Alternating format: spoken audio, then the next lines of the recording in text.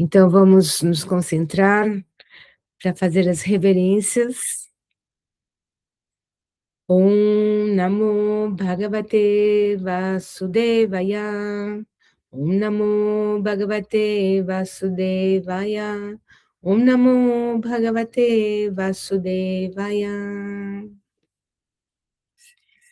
Então aqui estamos no Srimad Bhagavatam, canto 1, capítulo 17, Punição e Recompensa de Kali, versos 5 e 6. Verso 5. Oh, quem és tu? Pareces forte, apesar do que ousas matar aqueles que são indefesos e estão sob minha proteção. Por tuas vestes passas por um homem divino, o rei, mas por teus feitos estás se opondo aos princípios dos kshatras, 2 vezes nascidos. Eu vou repetir. Oh, quem és tu? Pareces forte, apesar do que ousas matar aqueles que são indefesos e estão sob minha proteção. Por tuas vestes passas por um homem divino, um rei, mas por teus feitos estás te opondo aos princípios dos kshatras, 2 vezes nascido. Verso 6. Velhaco, ousas bater numa vaca inocente, porque o Senhor Krishna e Arjuna, o portador do arco Gandiva, estão fora de vista? Uma vez que estás batendo um animal inocente num lugar isolado, és considerado culpado e, portanto, mereces ser morto. Repetindo, velhaco, ousas bater numa vaca inocente, porque o Senhor Krishna e Arjuna, o portador do arco Gandiva, estão fora de vista? Uma vez que estás batendo num animal inocente, num lugar isolado, és considerado culpado e, portanto, mereces ser morto. Eu vou ler o sânscrito, um segundo.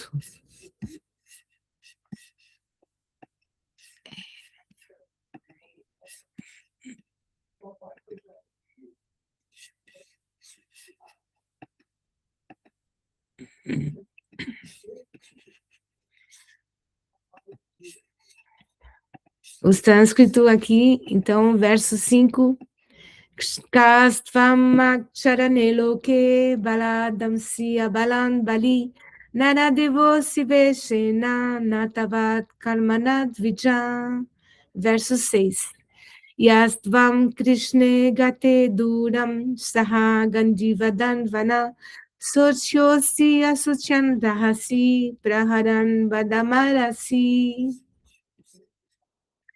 Eu vou pôr de novo o verso em português.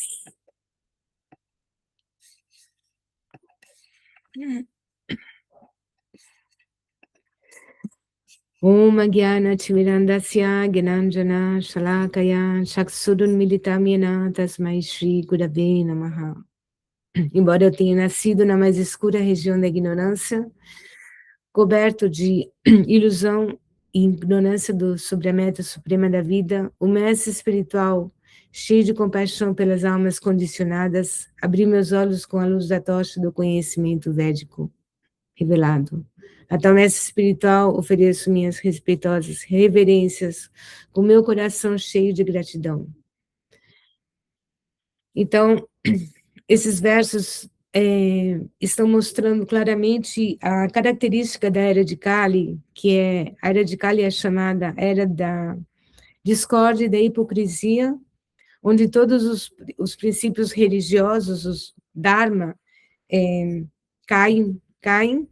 Então, essa é uma metáfora, a vaca que perde 3, touro, né, que perde 3 pernas, é uma comparação muito, muito bem feita para a característica da Era de Kali, onde toda a virtude ela é perdida, ela é contaminada, e o que reina é o materialismo excessivo para fins egocêntricos extremos, sem pensar no sofrimento alheio.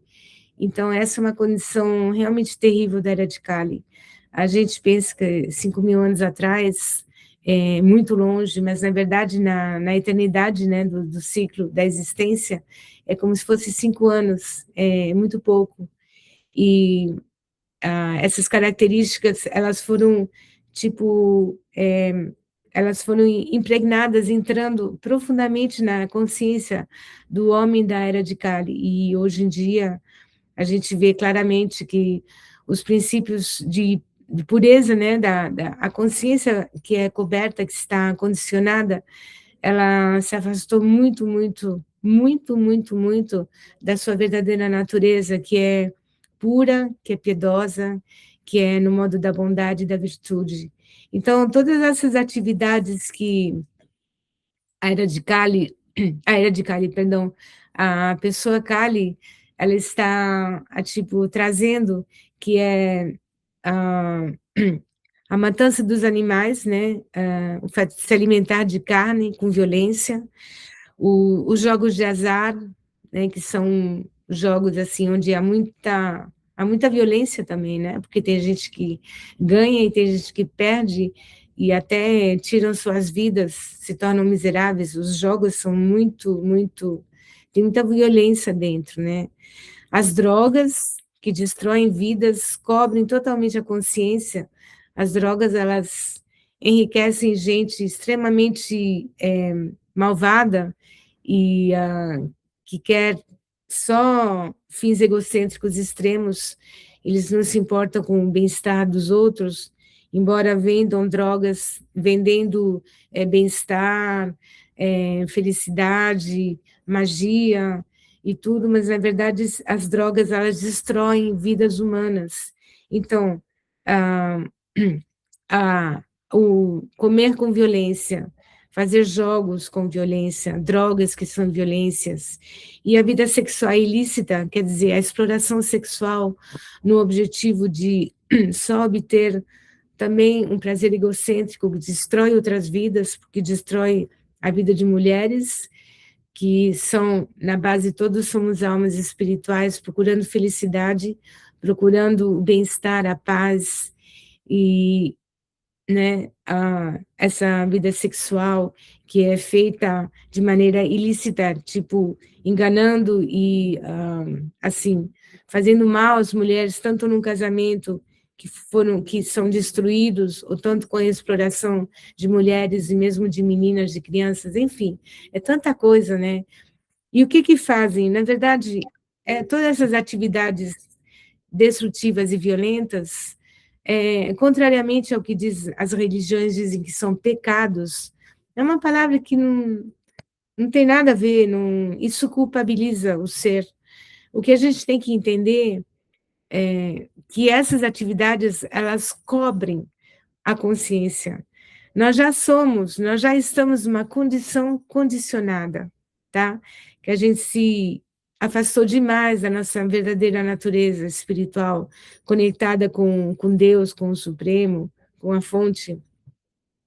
Então, essas atividades, elas cobrem, elas sujam a consciência de tal forma que é impossível para uma alma poder ter acesso a esse conhecimento. É impossível, praticamente impossível se questionar, mesmo se questionar sobre a meta da existência, ou quem sou eu, por que eu existo, e da onde que eu venho, para onde que eu vou depois da morte. A morte é normal? Todo esse sofrimento é normal, a gente se questiona, né? Porque por alguma, assim, grande fortuna da vida, da existência, do destino, nós conseguimos chegar a esse nível de lucidez, né? De se questionar e procurar solução para esses problemas. E assim, mesmo que a gente não siga, tipo, tem gente que ainda come, se alimenta de produto animal, mas, tipo, mesmo, tem produtos animais, como peixes, ovos, que são, tipo, a gente pode dizer que estão embaixo do radar, que não envolvem tanta violência, mas essa violência que é o fato de comer carne vermelha, e assim, enganar e trair e explorar essas características, elas cobrem totalmente a consciência e essa consciência, ela mergulha nos lugares mais profundos da ignorância, da escuridão, que ela não consegue ter nenhuma lucidez, sobre a vida, sobre a existência. Então, ou esses seres, eles passam a vida fazendo essas atividades numa ignorância total e causando sofrimento ao mundo, né, ao redor, ou senão muitos desses seres, eles entram num sofrimento profundo, numa angústia, né, numa, assim, uma perseguição de se sentem mal, culpados, crises existenciais, e aumentando essas atividades não ajuda para nada, é como se você vai jogando querosene num fogo, né, devastador. Então, é muito, muito grave essas, quando as religiões falam de pecado, isso daí é só seguir regras mecanicamente, sem entender realmente o sentido por que deve se evitar, né, assim, trair usar o sexo como maldade, os jogos, as drogas. O negócio é entender o sentido profundo atrás dessas atividades que envolvem muita violência, a começar por nós mesmos, né? Nem falar do mundo ao redor de nós, porque quando a gente fala de compaixão, a compaixão tem que começar primeiro conosco. A compaixão e o amor tem que começar primeiro conosco. Você não pode amar, pretender amar os outros ou ter compaixão pelos outros se você não se ama a si mesmo, se você não se respeita a si mesmo, né? Então, esse negócio de, não pode isso, é pecado, isso não significa nada. Quando um ser inteligente, consciente, ele entende, né, que essas atividades, assim, entre aspas, proibidas, são proibidas porque o objetivo da vida é encontrar paz, felicidade, se se realizar, né, como indivíduo, se autorrealizar e despertar para ver nossa verdadeira natureza, que é eterna, livre de sofrimento, de morte, de nascimento. Então, essas atividades, elas só vão nos fazer mergulhar cada vez mais no sofrimento, na dualidade, nas emoções negativas, no medo, na ira, né, na inveja, no egocentrismo, no narcisismo. Então, o que é violência, a gente tem que evitar, tentar descartar ao máximo de nossa vida. Então, a gente tem que olhar ao redor, em nós e ao redor de nós, como nós vivemos, como nós pensamos, como nós sentimos, e fazer uma limpeza geral, né? Limpar, isso é o sadhana. A vida espiritual, quando a gente fala de vida espiritual, o que é vida espiritual?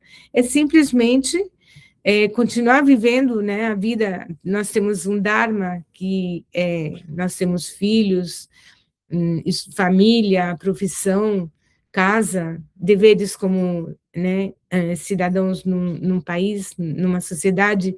A gente tem que continuar vivendo e cumprindo nosso dharma, mas despertando a consciência e limpando. A vida é feita de limpeza, não só limpar a nossa casa e tomar banho todo dia, mas essa limpeza interna que nós temos que fazer para a gente poder descartar e botar longe de nós o mais possível tudo que vem contaminar nossa consciência, que é toda a violência que nós nos fazemos a nós e ao redor de nós.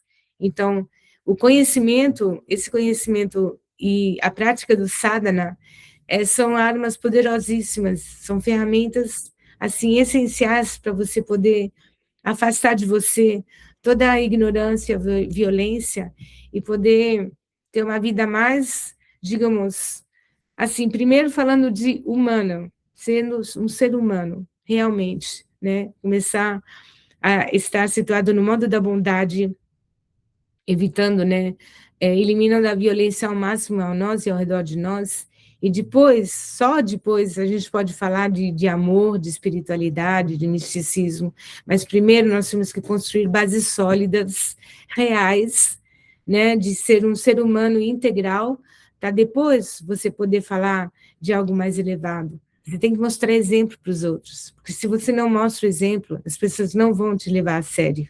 Então, primeiro você tem que mostrar o exemplo em volta de você, as pessoas mais próximas são seus filhos, sua família, né, seus amigos, e aí vai se estendendo. Então, você não pode falar de coisas mais elevadas sem mostrar primeiro o exemplo, que você é uma pessoa íntegra e que você está livre o mais possível da influência da era de Kali.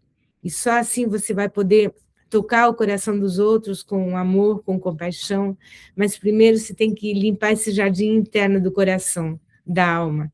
E só a esse momento você vai poder, então, estender essa bem-aventurança em volta de você, né? Isso aí é essencial para nossa e nosso equilíbrio, né, que as pessoas nos levem a sério e também para nós mesmos, né, porque senão não tem sentido, a gente falar de coisas elevadas se a gente não mostra o exemplo no dia a dia, né, a cada momento, tá bom? Então eu vou parar por aqui, muito obrigada pela atenção de vocês. Hare Krishna, Krishna Krishna, Hare Hare, Hare Rama, Rama Rama, Hare Hare. Ó energia suprema, amor divina, o Mahamantra, auspicioso libertador do ser, desperta-me, eleva-me, envolve-me, protege-me. Hari Om Shanti Namaste, Om Tat Sat, Hare Krishna.